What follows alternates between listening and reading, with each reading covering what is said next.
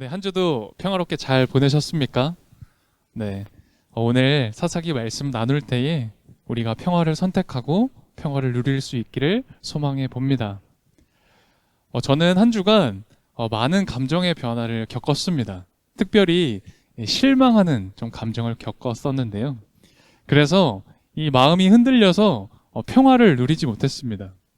막상 저는 방금 인사를 그렇게 평화를 누리셨냐라고 이야기 드렸지만 저는 그렇지는 못했습니다. 왜 그랬냐면 제가 진행하고 있는 일이 제 마음대로 되지 않았기 때문이었어요. 그러니까 결과를 좀 좌지우지하고 싶었습니다. 제가 원하는 대로 결과가 나왔으면 좋겠다 이런 생각을 했었는데 그렇게 되지 않으니 마음이 흔들리고 평화롭지 못했습니다.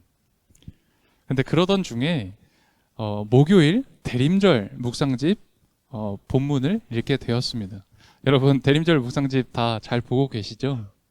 근데 그 목요일 본문 말씀을 보면서 다시 평화를 선택하게 되었고 하나님이 제 마음에 평안을 주시는 것 같았어요. 이 누가복음 1장 말씀인데요. 이 말씀 한번 같이 찾아보면 어떨까 해요. 우리 대림절 묵상집에 나오는 본문이기도 한데요. 신약의 페이지 84페이지입니다. 누가복음 1장 11절에서 13절 말씀이었어요. 아마 이 말씀 보면 주중에 보셨던 말씀이 기억나실 겁니다.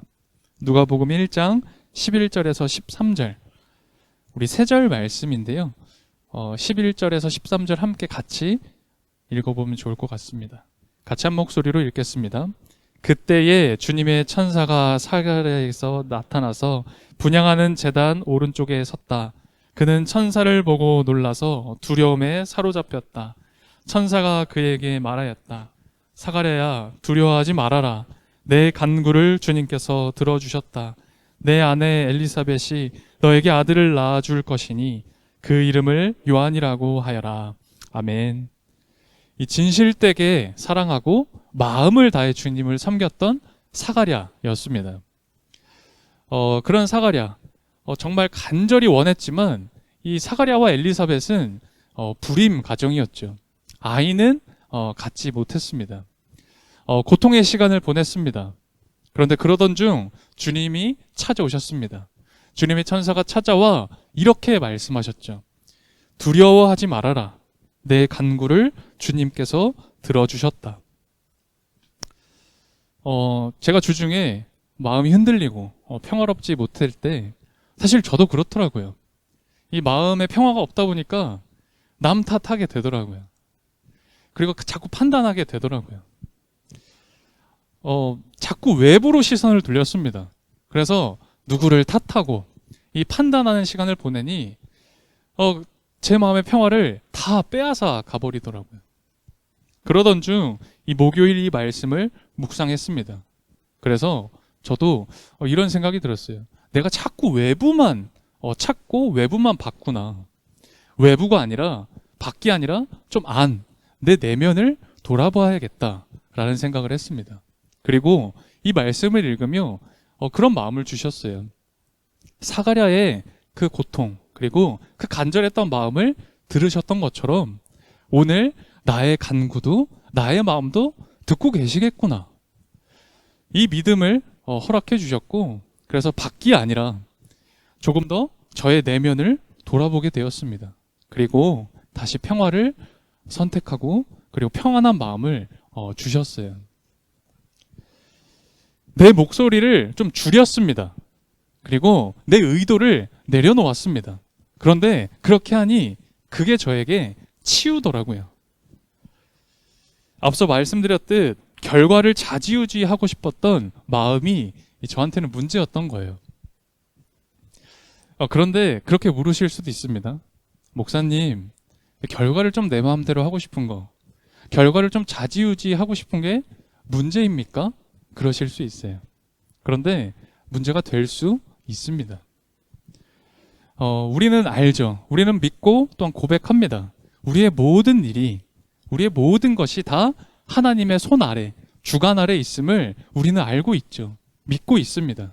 그렇기 때문에 내가 개입하려고 하면 할수록, 내가 무언가를 하고자 하면 할수록 사실 하나님이 무엇을 의도하고 계신지, 이 일을 통해, 이 사람을 통해, 이 상황을 통해 하나님이 무엇을 말하고자 하시는지를 우리는 듣지 않게 됩니다.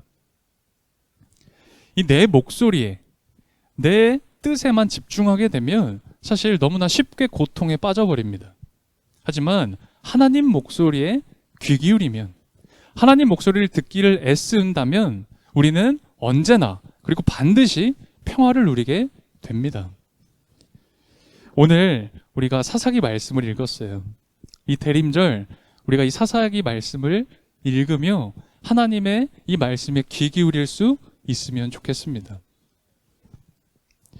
오늘 본문 1절 말씀이었는데요. 제가 다시 한번 읽어드릴게요. 이스라엘 자손이 주님께서 보시는 앞에서 악한 일을 저질렀다. 그래서 주님께서는 7해 동안 그들을 미디안의 손에 넘겨주셨다. 미디안의 손에 넘겨주셨다라는 표현이 나옵니다. 그러니까 하나님이 의지를 가지고요, 이스라엘 사람들을 미디안이라는 이 적에게 넘겨버리신 거예요.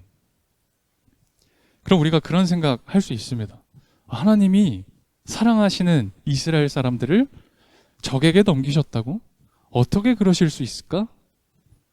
우리가 이 본문을 이렇게 볼 게 아니라 모든 것은, 우리의 삶은 사실 하나님의 주관 아래 있음을 이 말씀을 보고 깨달을 수 있어야 합니다.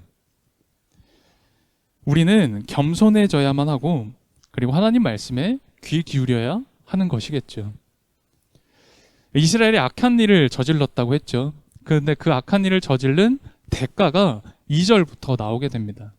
2절부터 5절은 이스라엘이 어떤 일을 겪었는지 아주 자세히 설명하고 있는데요. 이제 미디안 사람들, 미디안 사람들이 이스라엘을 억눌렀다라는 표현을 하죠. 그리고 온 땅의 소산물을 다 망쳐놓는 겁니다. 씨앗을 심으면 헤집어 놓고, 또 씨앗을 심고 좀 자라나면 또 헤집어 놓는 겁니다. 그래서 먹을 것이 하나도 없게 한 겁니다. 이 생존의 문제가 먹거리에 달린 거잖아요. 근데 그 생존을 위협했던 겁니다. 심지어 이 미디안 사람과 아말렉 사람들을 피해서 이 동굴, 요새 같은 데에 도망가서 숨기도 했대요. 또 5절을 보게 되면 온 땅을 다 황폐하게 했다. 그렇게 이 사실을 우리에게 전해주고 있죠. 이스라엘이 행했던 이 악한 어떤 일, 그 일은 엄청난 대가를 치르게 했습니다. 그래서 이스라엘은 자신의 삶에서, 이스라엘 사람들은 자신의 삶에서 다 몰아내고 다 잊고 지냈던 누구? 하나님. 하나님을 다시 찾고 부르기 시작했죠. 오늘 본문을 보면 마침내라는 그런 단어가 등장을 해요. 마침내. 이스라엘 자신들의 힘으로, 그리고 자신들의 지식으로 무언가를 해보려 했습니다. 미디안 사람들이 쳐들어온 거예요. 적들이 쳐들어온 겁니다. 자신들이 힘이 없었겠습니까? 이스라엘이 왜 힘이 없었겠습니까? 가나안을 정복한 이스라엘이잖아요. 군대가 없었겠습니까? 군대가 있고 힘이 있었죠. 군대만 있었습니까? 가나안을 정복했던 경험이 있잖아요. 노하우가 있습니다. 지식이 있습니다.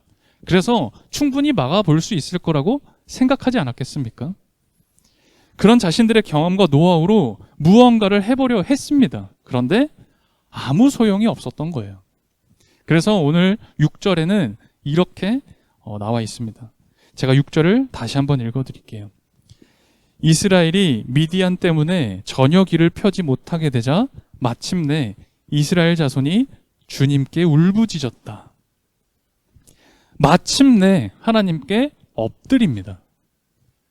우리는 빨리 깨달아야 합니다.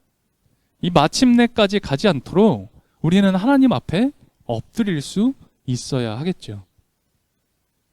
하나님께 엎드리니 무엇을 바로잡아야 할지를 알려주셨습니다. 그 내용이 10절에 나오는데요. 우리 다시 한번 10절은 한 목소리로 보면 좋을 것 같아요. 우리 사사기 6장 10절입니다. 페이지 334페이지입니다. 사사기 6장 10절 우리 한 목소리로 읽도록 하겠습니다. 그러면서 나는 너희에게 말하였다. 나는 주 너희의 하나님이다. 내가 아모리 사람의 땅에서 살고 있으나 아모리 사람의 신들은 섬기지 말아라. 이렇게 말하였으나 너희는 내 말을 듣지 않았다. 처음 제가 악한 일을 했다라고 1절에 나온다. 그런 말씀을 드렸죠. 그 악한 일이 뭡니까? 그 악한 일은 하나님의 그 말씀을 듣지 않았다라는 겁니다. 그 악한 일은 말씀을 듣지 않았다라는 거예요. 그런데 그 말씀이 뭐였습니까? 그 말씀은 아모리 사람의 땅에 살고 있으나 아모리 사람의 신들은 섬기지 말아라. 이 말씀을 듣지 않은 겁니다. 오늘 이 말씀을 저와 여러분이 어떻게 적용해 볼 수 있을까요? 저는 이렇게 적용해 보았습니다. 너로 살고 있으나 너 자신을 섬기지 말아라. 너는 너 자신을 우상으로 섬기고 있는 것 아닐까라는 것. 오늘 우리가 한번 생각해 보면 좋겠습니다. 우리는 내 생각, 내 뜻, 내 경험이 있습니다. 내 판단이 있고 나의 노하우가 있죠. 나 이거 해봤어. 나 이거 경험해 본 거야. 나 이거 어디까지 해봐야 되는지 다 알아. 라는 내 경험과 내 판단이 있죠. 그런데 우리는 그것을 우상으로 섬기고 있는 건 아닌지 오늘 한번 돌아볼 필요가 있을 것 같아요.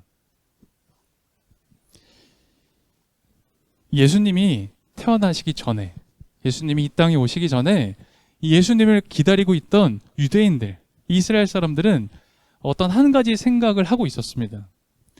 그 무슨 생각을 하고 있었는지가 이 요한복음에 잘 드러나는데요.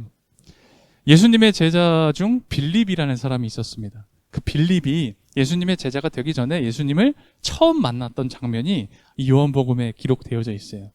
그래서 그 빌립이 예수님을 만나고 드디어 메시아가 오셨구나 이렇게 깨닫고 자신과 함께 있던 나다나엘이라는 사람에게 이 예수님을 소개하는 그런 장면이 나오거든요.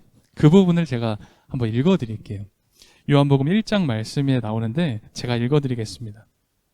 빌립이 나다나엘을 만나서 말하였다.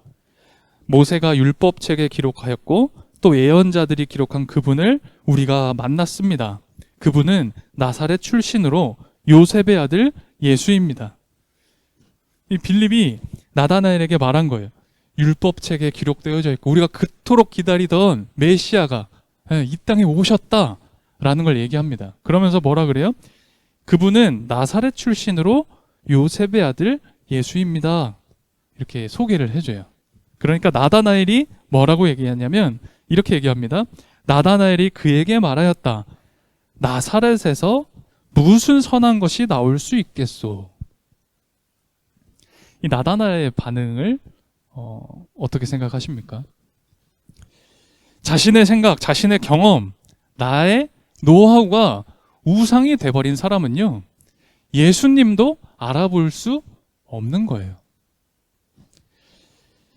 심지어 예수님을 알아보지 못할 뿐만 아니라 예수님을 십자가에 못 박는 일까지 벌어지죠.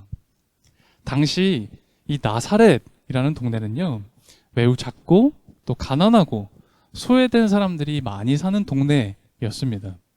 특별히 이 나사렛이라는 이 지역이 이방 땅 경계에 붙어 있었대요. 당시 이스라엘 사람들은 선민의식이라는 게 있었습니다. 그러니까 나는 구원받으면 하나님의 백성이야 라는 선민의식이 있었고 이방인들을 굉장히 무시했다라고 하는 거 우리가 잘 알고 있을 겁니다. 그런데 이 나사렛이라는 동네가 이스라엘 땅이긴 했지만 이방 취급을 받던 곳이었대요. 그러다 보니 나다나엘이 이런 얘기를 한 겁니다. 도대체 나사렛에서 무슨 선한 것이 나겠소? 사실 이 나사렛은 조롱과 경멸의 대상이 되는 지역이었어요. 그렇기에 이 나사렛에서는 절대 선한 것이 나오면 안 됐습니다. 요즘 많이 하는 말로 표현하자면 이 확증 편향이 있었던 거죠. 나다나엘에게는 나사렛이 그런 곳이었습니다. 그런데 하나님의 방법이 어때요? 하나님의 방법이 굉장히 놀랍죠. 하나님은 이 나사렛을 사용하셔서 이 세상을 구원할 구원자를 태어나게 하십니다.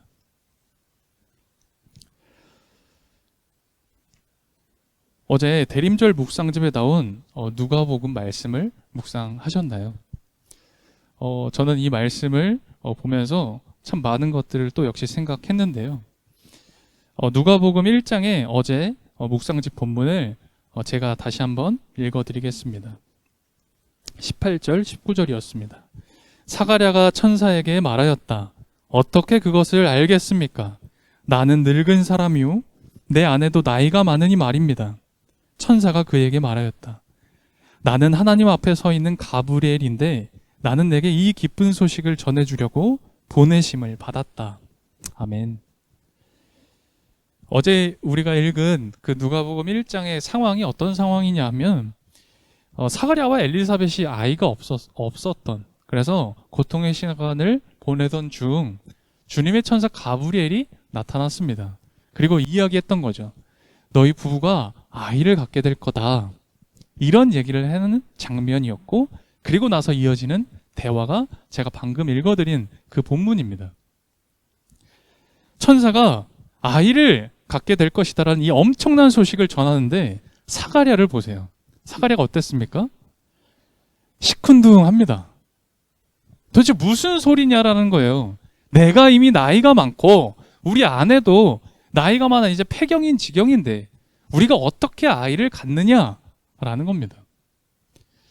사가랴는 이 말씀을 보게 되면 내가 지금 천사와 대화하고 있다라는 것 사실조차도 잊어버린 것 같아요.